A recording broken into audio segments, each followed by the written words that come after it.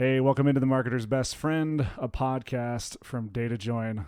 On this episode, we're talking about marketing technology.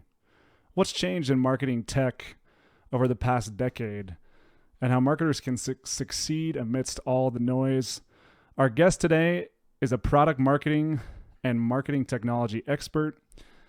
He was a senior manager, marketing manager at Microsoft, a global head of digital CX at Qualtrics, and is now principal product marketing manager at Adobe. And I'm cheating a little bit here because he's also my brother. Welcome to the show, Clay Warren. Clay, how you doing? I'm doing well. It's good to be on. Thanks for having me. Well, Clay, thanks for coming on. I know you kind of have to for obvious reasons, so I appreciate you taking the time. I know your Adobe keeps you pretty busy. Yeah, no, I'm happy to be on. It's an exciting topic. So yeah, even if you weren't my brother, I'd come on the podcast.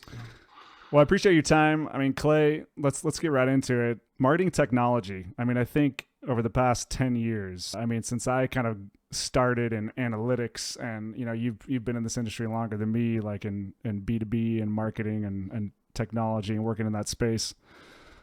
Give me your perspective, give me your like high level thoughts on what have been the biggest changes that have really impacted the space over the last decade, and like the biggest takeaways that you have. What's the state of B2B marketing tech or just marketing technology in general today in 2022? Yeah, it's a great question.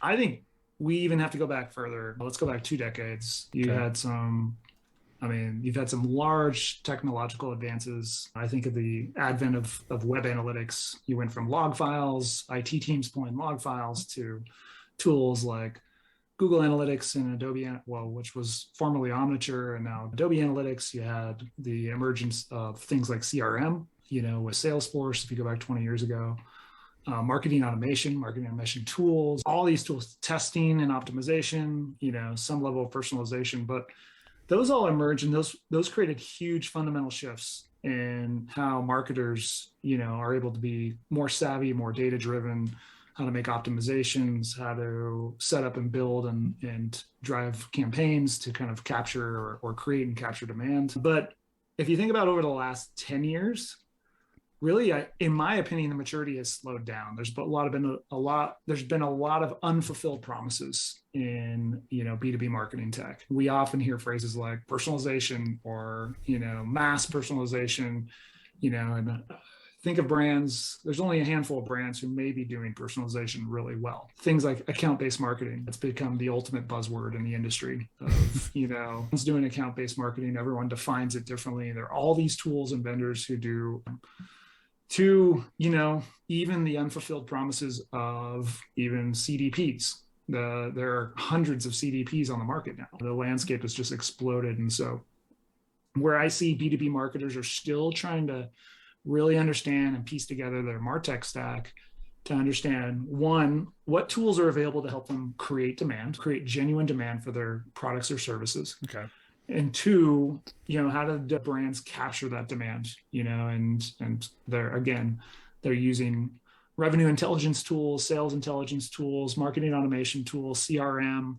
There's so many tools right now in terms of how teams and revenue teams and marketing teams are trying to piece together this tech stack, that it has become really confusing. And quite frankly, I think we've kind of hit this stall in maturity just because there's so much out there, and quite frankly, not a lot of it's integrated. So mature. I mean, this is one thing I've noticed as I've been talking. I mean, I started this new role at DataJoin over the past like couple months, and talking to tons of marketers, and even before that, as a marketing analytics pro, and talking through, there's so much like the lack of maturity. I mean, when you look at the way that vendors talk about what their tools can do versus what is reality in the market, there's such a massive chasm in between what are people actually able to do and what the technology promises. And I mean, you mentioned personalization, and you mentioned like some of those, for lack of a term, like buzzwords, essentially, because I think just the lack of how do we figure out this maturity conversation? Like, how do we is it a question of leveling up marketers to a point where they can better take advantage of the technology, or is it a complete change in perspective? Does the technology need to be like drawn back to a level that aligns with the maturity in the marketplace, or is it a leveling up of like the strategy and the knowledge of the marketers? Because I see that confusion. Like people are still chasing, they're still chasing stuff. Like they're chasing after stuff that really is not providing a high level of impact. Like I talked with John on the last episode about attribution. He said multiple teams that he was on spent all their time trying to figure out attribution and never would actually create a strategy and go execute like an actual go-to-market plan. How do we fill this chasm? Yeah, where I've seen companies be very successful is one, talent. They have the talent internally to be able to do this, and it could be they've hired people who have very specific skills in certain areas, like they're marketing automation experts. Regardless of the tool, they can jump in and use a variety of tools and they can figure it out. That's one core piece, and that's difficult for organizations because typically if you're in B2B SaaS or other organizations, you build up talent and then talent inherently leaves. They go take other opportunities at other places. But you hit on a point that I think is worth exploring more. How do we make technology simpler to use? How do we make it simpler to use for the everyday marketer? Right. The marketer has, once you've identified the use case that you want to go address, how do you help the marketer, build and activate a campaign? And I'm not just talking like ad campaigns, like display ads or, campaigns on LinkedIn, but how do you help marketers orchestrate experiences and campaigns that cross multiple channels in a very easy way? I don't think the technology is necessarily there yet. The ease of use is, there's still a high learning curve on most technologies that you adopt or license. And also think of the utilization of a lot of these technologies. They're really built for, they have all these bells and whistles or widgets. And it's likely that most of those aren't even getting utilized. They were designed with a very specific use case in mind, maybe for a specific customer, but in the end, if technology vendors go back and look, what is the usage of our product? My bet is that, it's the 80-20 rule where 20% of your customers are using 80% of the features, but the 80% of the customers are using 20% of the features and really getting low value. And so, we're building technology for that top 20% and instead of helping marketers really understand, like jump into a tool and understand, and it's an ease of use, it's intuitive. Let's take analytics, for example. Analytics is a perfect example where tools are very complex. They're hard to use. The marketer doesn't want to get in and have to, understand all the technological aspects of like how data is collected and everything. They want to get in and ask a question of the data and be able to get that answer. And if you're a sophisticated analyst, you can do that in most analytics tools. But if you're an everyday marketer, it is really difficult to do. And so that's just an example of how, we've kind of shied away from simplicity and we continue to move up this maturity curve. And I'm not sure the market has caught up to it. Yeah, that's super interesting. I mean, you see, like you mentioned, like you've seen over the past, we talked about 10 years, you talked about 20 years, I mentioned 10 years, but even in the last 5, the technology in reverse of what you're saying, it's leaned more towards like, okay, how many features can we add? How many widgets can we add? How many like tools and like capabilities can we add? Where the maturity is just not there. It's going into talking about where are you seeing good examples of companies going the other way? So we often talk about like, here's the problem, right? It's too complicated. It's too hard to use. There's too many of these like bulky tools on the market. There's got to be some companies out there like going in the right direction. What are some good examples that you can think of that are moving things in the right direction, that are helping marketers like simplify or be able to focus in on the problem instead of having like this massive bloated tool that doesn't actually, like you said, they're only using 20% of it. Is there anyone out there that you can think of or that you could recommend or talk about? Yeah. I mean, HubSpot is always this great, use case study of somebody who's doing B2B marketing really well. They clearly use their own technology to do a lot of that, but They were kind of the innovators around demand creation and how they were content first. Right. They didn't try and overdo it with technology. They didn't use technology to try to address all their questions. They created really great content, and it drove, word of mouth. It drove awareness of HubSpot as, this simple, easy to use CRM tool that they could use in B2B marketing and B2B teams, and they've had great success. That is a very, and they've grown tremendously, and they've competed well in their space. I've also seen teams really simplify in their use of how they're like digital experience teams, for example. This is a great example of like digital experience teams have started to adopt what, analysts, whether it's Forrester or Gartner, they classify as experience analytics tools. Okay. Full Story is one of my favorite, not to endorse a tool on this podcast, but they are one of my favorite vendors.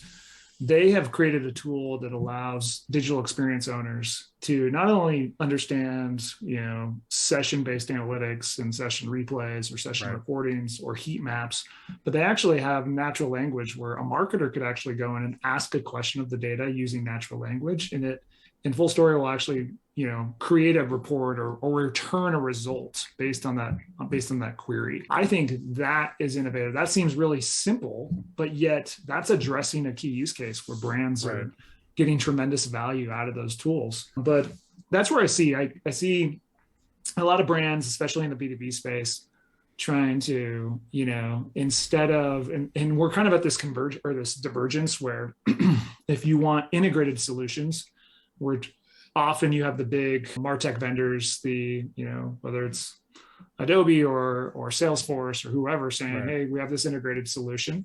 You also have this other group of vendor or brands who are saying, or vendors who are saying, you know what, we're best of breed, and we're going to help you build these integrations because we realize that the vision of a fully integrated tech stack is just not realistic, right? I'm a big believer that what's going to win out in the end is open and extensible, platforms and tools. Right. I think, it's rare that you see customers, unless you're in the upper echelon of the enterprise, who have a platform and have fully integrated solutions, whether it's Salesforce or Adobe, who are getting maximum value. The most innovative brands who are growing at a very fast rate are looking for tools that are open and extensible, that allow you, they have APIs where you can connect into multiple data sets or multiple other solutions, and they're easy to work with, and they solve very clear problems. Right. So that's kind of my point of view on that. It's interesting you say that because, you probably saw I was kind of going viral on LinkedIn, the marTech chart where it showed they interviewed, I don't know, was it like 1,500 CMOs, and they were like talking about here's the number one factor for CMOs or marketing leaders considering changing out their marTech tools, and it was integrations. And so it's interesting, you see like the technologies that feel like they're winning in this market are, you gave the example of Full Story, they're super focused on a specific problem, but open in terms of like how they integrate with other solutions, versus where kind of the existing market leaders, they're trying to kind of boil the ocean and capture every problem. But what that's creating is this vacuum where there's just too much stuff. Like they're not, even the systems that they do have, they're not able to integrate them, and they're not able to integrate them easily. And so, yeah, integration, like talking about that, one of the things we're trying to do at DataJoin in terms of what we're building is just to make that problem easier. As you look kind of at the industry now and you look at the martech space, in that chart, they mentioned that integration is number one. Who do you see out there in like the marketing technology industry, like companies who are going to replace their technology? How are they handling the issue of integration today? Like, what do you see? What are they doing? Like, how are they handling that? Because I see like integration tools, and I see, like you mentioned, Full Story and some other ones, tools that, are going after creating that open environment, but that's still a problem even for, these new tools that are coming to the market. So what are marketers like? How should they think about integration? Like how are people solving that today? Like, what are you seeing out there when you talk to different brands? Yeah, I'm not sure they are solving it, to be honest. This is the kind of the biggest one. Scott Brinker and his research from Chief marTech. I mean, I'm glad he pointed it out. He's been preaching that for the last 2 or 3 years now. Right. And, most technology or big technology tools, whether they're CDPs or analytics or marketing automation, they all claim integration. Right. When you look under the hood of a lot of these tools, it's very, it's either marketing talk or there's some simple level of integration, but it's not the integration that's required to really achieve or address the use case. Just even the use case of, using analytics to identify an audience and then sharing that audience to a marketing automation tool or a personalization engine. It can be done within a suite, like a marketing suite, like Adobe, for sure, Adobe, you can build an audience and you can share it into their personalization tool. Right. Salesforce, the same thing.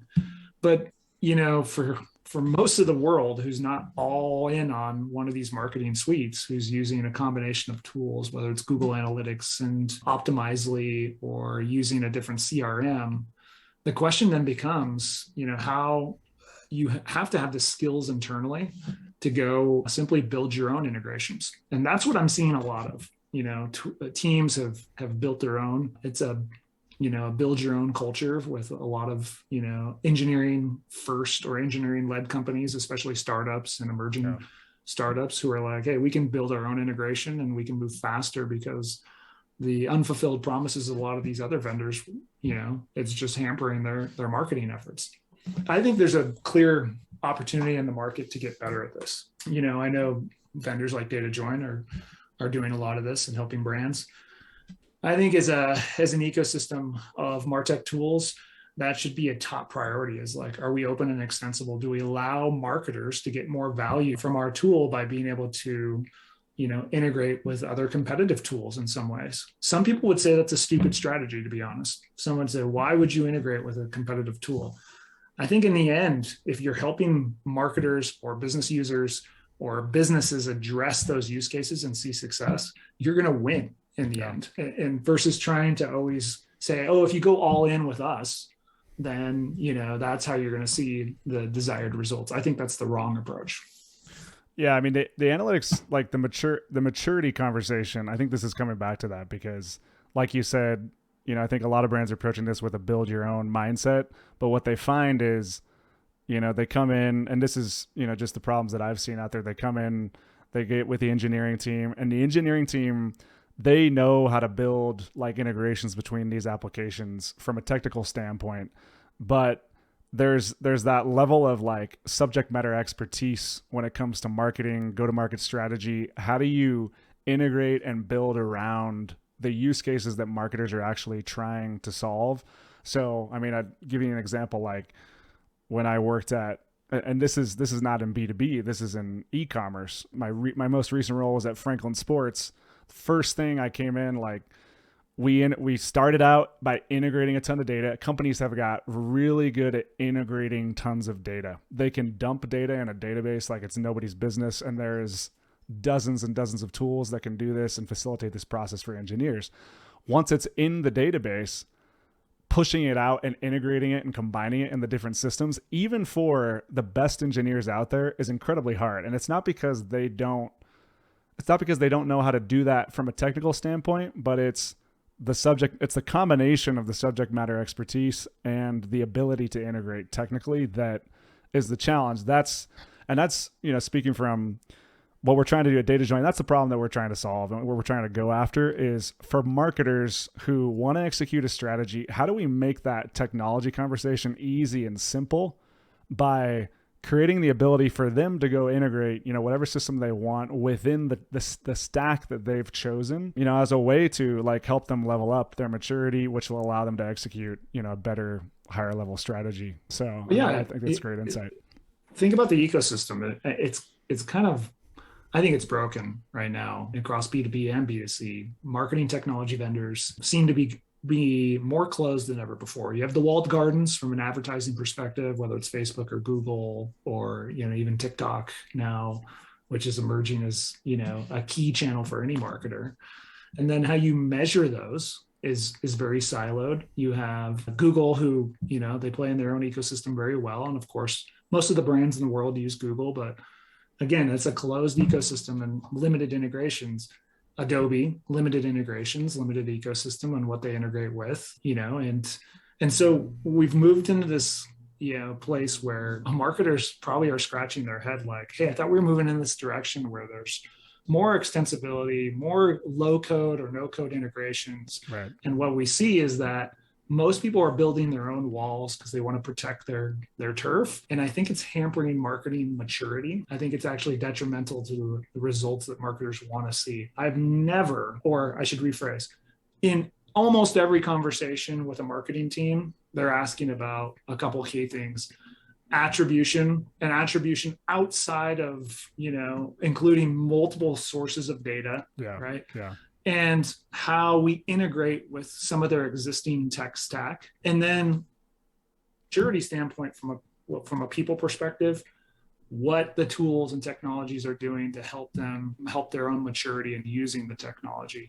So not just tutorials, there's plenty of tutorials, but like the tools, how do you make them simpler to use? So those are the kind of the three areas that I see as the biggest emerging challenges: integration, attribution, ease of use. No, that's great insight. Talking about analytics and measurement. You mentioned attribution. We talked about this on the first episode. Attribution. It's a scam. I mean, it is. It's a complete scam. Clay, you're closer to anyone. Well, maybe not anyone, but you're pretty close because you're going in, you're talking to brands all day, every day, talking about Adobe software and selling them this vision. What do marketers do with attribution? Like, how do they tackle that challenge? How should they think about attribution? I mean, you see people on LinkedIn like Chris Walker. He's saying, toss out your software-based attribution altogether and just do like a form on your website that says, how did you hear about us? And then just pivot that up in Salesforce. Like, is there any brand out there that's actually solving this? Like, can marketers still get used to that? What's your thoughts on this? If you think about everything, I heard a stat the other day, and I apologize that I can't quote it, but it's like 25% of web traffic is bots. Yeah. And these are malicious bots, right? And so between bots, deprecation of third-party cookies, between ad blockers, channel deprecation, and what I mean by not deprecation, but you have customers navigate multiple channels that are connected. There's no connected ecosystem. And there's been all this talk about a unified ID, but none of that exists today. So if you think of attribution, it completely breaks down at most levels. No customer journey is linear. The buying cycle, whether it's B2B or B2C, includes a number of channels that aren't measurable. So any attribution model is going to be flawed. Now, I work for a company that provides attribution solutions. And I think if you're looking at attribution in a silo, if you're trying to understand, for example, how an offer on your website, somebody who was exposed to that offer, if that contributed to a conversion that happened on the website, you might find some value there. Right. But let me give you an example. I was talking to one of the largest cosmetic retailers in India. Okay. And I won't say who they use for attribution, but they're reliant on one of the large ad vendors for attribution. And when we started to walk the CMO through some of these challenges to attribution, like, cookie deprecation, cookie blockers, cookie death, whatever it is, ad blockers, bot traffic, all these things, all these factors that may be, influencing their attribution model, she wanted to throw the whole thing out. And she asked me what the solution was. And I don't know if there is a good solution for attribution. I think what Refine Labs preaches around self-led attribution in B2B, I think that has some merit, obviously. I think, but from an attribution standpoint, I actually think we've gone back. We've gone in reverse. I see a lot of big brands going back to doing media mix modeling to understand how they, where their media mix should be, and doing analysis to understand like ad stock and correlation analysis. But digital attribution it hasn't worked in years, and I don't think we'll ever get to a point where there's a real strong attribution player in the market. Why do you think? Because I 100% agree with what you're saying. So I think we're kind of have a preach to the choir moment, but we know that CMOs and marketing leaders still to this day bring this up. as like top priority? Every meeting. Attribution. How do we solve it? Why is that? They want it's like the silver bullet. Tell me, I want a tool, and this is what technology vendors love to go and create attribution, because attribution is it is like every meeting it comes up. They can sell it. They can be like, look, this will solve your problem. You can totally sell it, right? And when you go in and say, hey, we have the attribution solution, we can help you essentially optimize your media mix where you're going to increase ROI. And we can say all the buzzwords in the world. I still think there's this idea that, we're not comfortable not having all the answers, really having, precise clarity in this data-driven era that we live in. And we've been preaching this for years, that everything's data-driven. Right. Well, yes and no, right? There's some things that we'll never really understand true attribution. How do you account for true word of mouth? It's virtually impossible, to understand. Most of us make purchase decisions and we discover products in channels that are not discoverable or not measurable, right? You and I are brothers. We talk to each other about products all the time that we've come across. That's not measurable. We come across products through dark social, right? Through word of mouth, and it's not always through ads. And so I think CMOs and marketers are really looking for, I get asked all the time, why isn't my company addressing this problem in a better way? It's virtually impossible to address in a way that's going to solve the marketer's problem. So what to do about it is probably the question that most people would say, well, what do we do about it? I think you have to be comfortable being uncomfortable. You have to be comfortable understanding, there's going to be a number of things that we can't attribute for, our organic content strategy that lives on dark social channels. We may not be able to attribute success to all those. But in the end, is your business growing? Is your marketing ROI positive? Meaning, as we invest $1, are we getting, $2 or $5 back? And understanding that incrementality is also a big factor. I talk to marketers all the time about incrementality testing, and really, are you afraid to turn off that channel to see how it impacts? Most brands would not dare to do that. They're afraid to death that if they turn off a channel, everything's going to go to where. I think you have to embrace some uncertainty and some risk and embrace things like incrementality testing, and go back to some of the basics. Yeah, I think so much of marketing has turned into marketing communications, right? It's somebody comes in, they're trying to arrange a whole bunch of technology in a way so that they can execute an advertising and communication strategy without, to your point, it's really the combination where you have the power. It's when you talk to customers. It's when your positioning is locked in. It's when when you're thinking about the actual, how are people actually buying our product? How are they thinking about it? How are they talking about it in their circles? So that combination, I think too often I've definitely gone into orgs and seen, it's one way or the other thinking, right? It's either, well, we're creative group. We do brand advertising and we do like fun stuff on social media, or we're hyper data driven, so we only run like anything that we can't attribute to, like we don't execute on it. And just like anything, like the smart answer is always somewhere in the middle.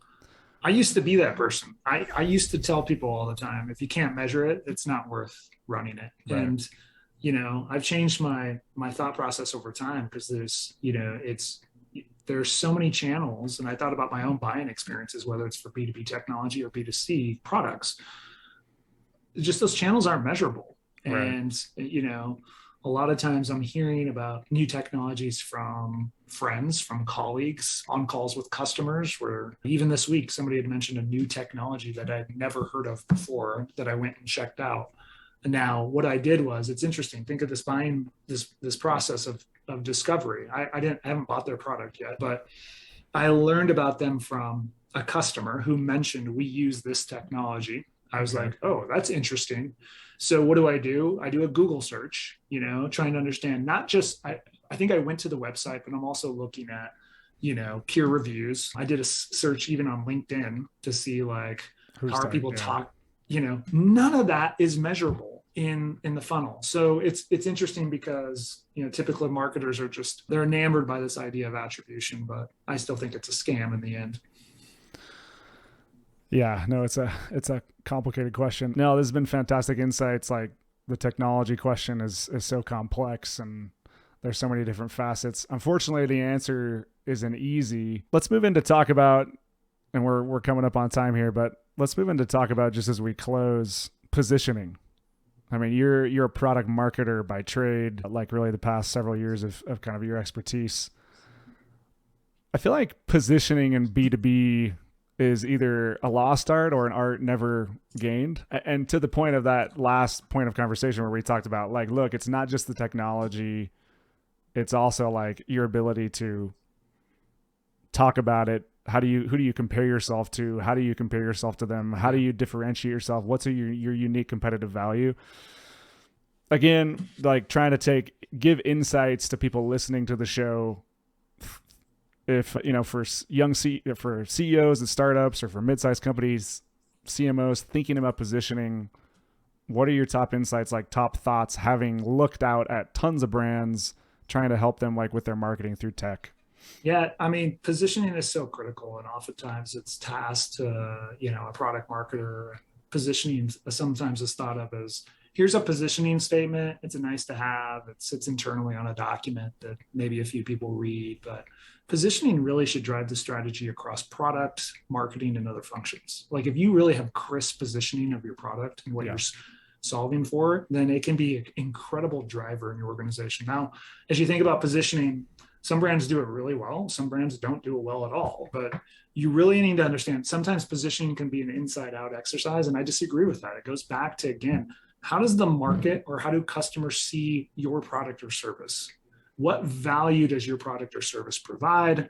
What makes your product or service unique to them? Meaning, how are they using your product or service to drive the end goal or the result that they're looking for? If you're just creating a product, I don't have a ton of expertise in just doing it from scratch, but generally you're going to be talking to customers if you're creating a new product or service. Ideally you are, because that should be informing a lot of, understanding the jobs to be done and what you're trying to do. I like to think of a few things though. One, what are the use cases that you're trying to address?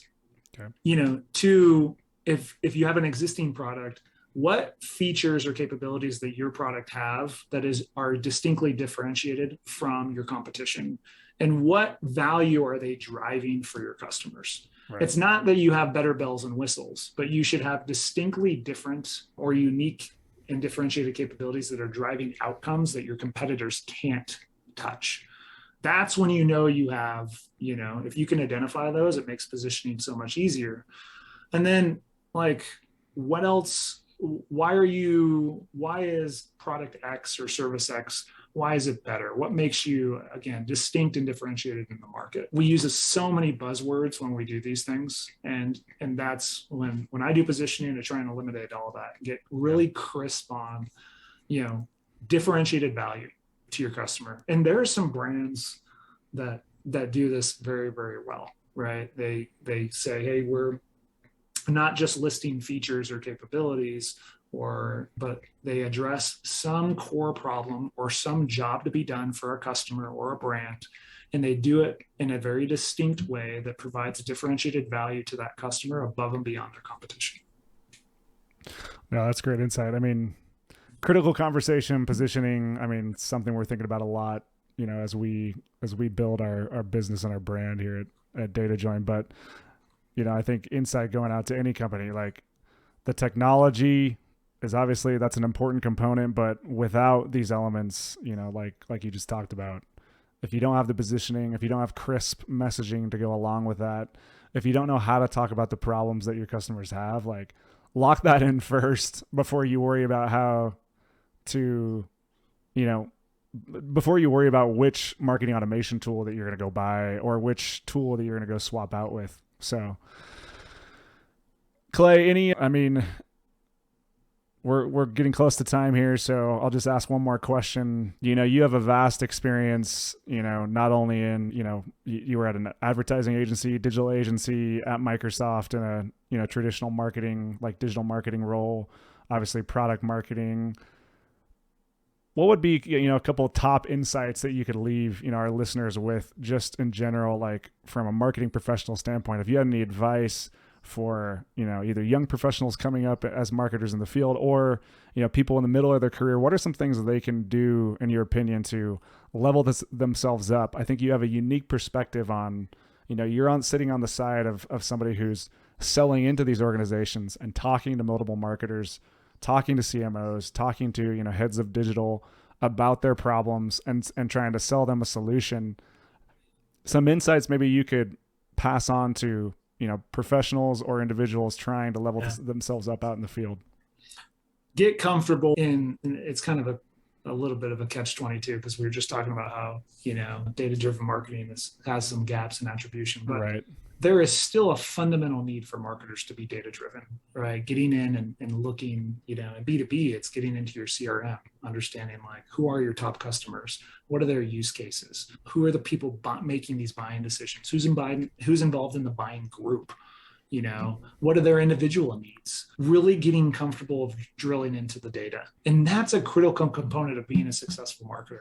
If you can understand really clearly, like, who your ideal customer is, what their profile is, why they bought a product, and what jobs they're addressing, the key verticals and the very specific use cases by vertical or industry, that'll give you a competitive advantage. Your ability to go out and, whether it's building a campaign, building messaging, building positioning, even doing pricing and packaging from a product marketing perspective, becomes that much easier. So get comfortable getting into the data. If you don't have access to that data, start poking around your organization. Who does have access to that data?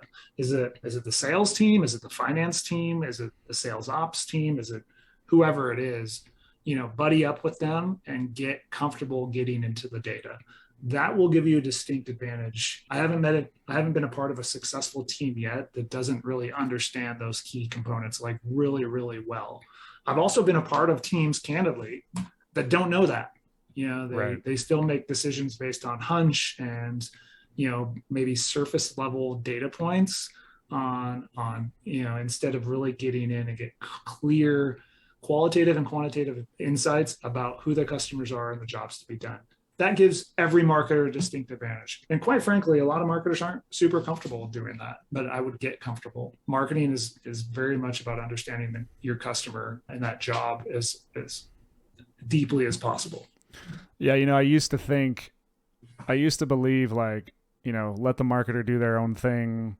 In fact, I have to apologize for this, but I specifically made fun of Clay when he won Analytical Marketer of the Year at his company. And I feel bad for that now, because looking back, I'm like, like that's where the really impactful work gets done. It's not somebody like me who comes from like this really deep technical analytics background. Now I can be a friend to marketing. I can build stuff for them that helps them and like helps enable them. I can help connect technology, but I think that's the way that we think about this problem at DataJoin. How do we make the technological life, the analytics and data-driven life of a marketer super easy, so that they have really easy access to those insights? They can easily use their technology to orchestrate in the way they want, so they can spend their time thinking about like all the other stuff that makes all the technology work, like the positioning and like crisp messaging and like you said multiple times, the job to be done of our customer, and like really understanding those things. So yeah, I love that you say that. Clay, thank you so much for coming on the pod. This has been a fantastic episode. Hopefully all listening have taken away some great insights. This is episode number 2 of The Marketer's Best Friend. You can catch us here weekly talking to marketing technology and strategy experts just like Clay, interviewing them, getting next day insights to bring to you. So come back here for more. We appreciate all of you listening, and have a fantastic day.